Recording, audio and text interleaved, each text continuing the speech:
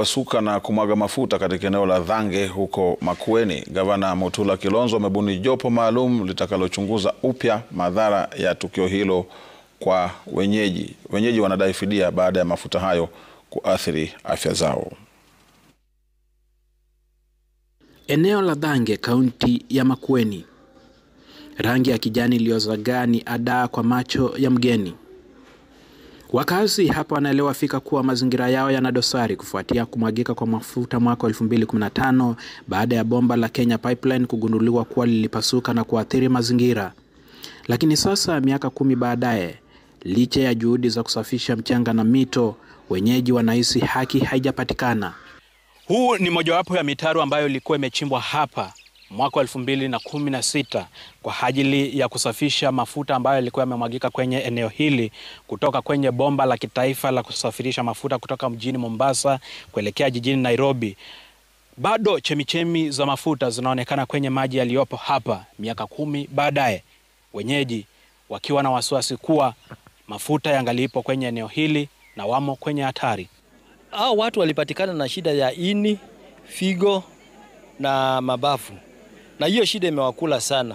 Na kati ya hao watu kutoka mwaka huo kufika wa sasa tumezika zaidi ya watu 100 na wote wameathirika. Wamepatikana na kanza, wengine wamepatikana na shida ya figo. Hiyo ndio shida ile imewapeleka. Tunaamini ni shida ambayo imetokea na maji. Na mwaka huu tulijaribu kufanya water analysis na bado tulipata hali haijabadilika.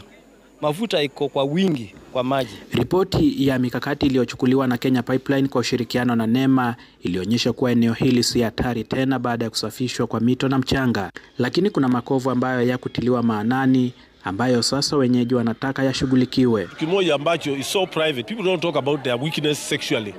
There are no kids, young children.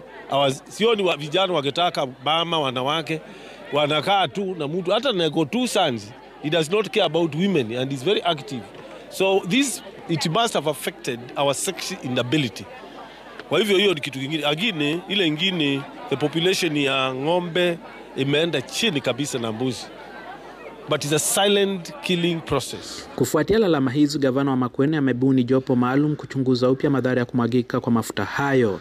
Jopo hilo likitarajiwa kutoa ripoti ya madhara ya kiafya, mifugo, maji, hewa na mazingira. Waangalie jambo hili ili tuangalie na tuulize NEMA warudishe ile restoration order ambayo ilikuwa imewekwa 2016, kwa sababu hata ripoti ambazo ziko hapa na lab results ambazo zimefanywa tu na wananchi both on soil and water wame confirm kwamba bado kuna mafuta katika maji na bado mchanga uko na shida.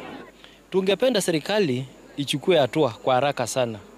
Kwanza ninasema ni asante kwa gavana wetu.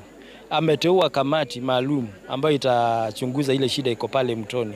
Tunataka ichunguze hiyo hali, ichukue tena sample ipelekwe lab. Aidha, gavana Mutula anataka ripoti iliyotolewa na mamlaka ya NEMA kuwa eneo hilo ni salama itupiliwe mbali na mchakato huo kuanza upya.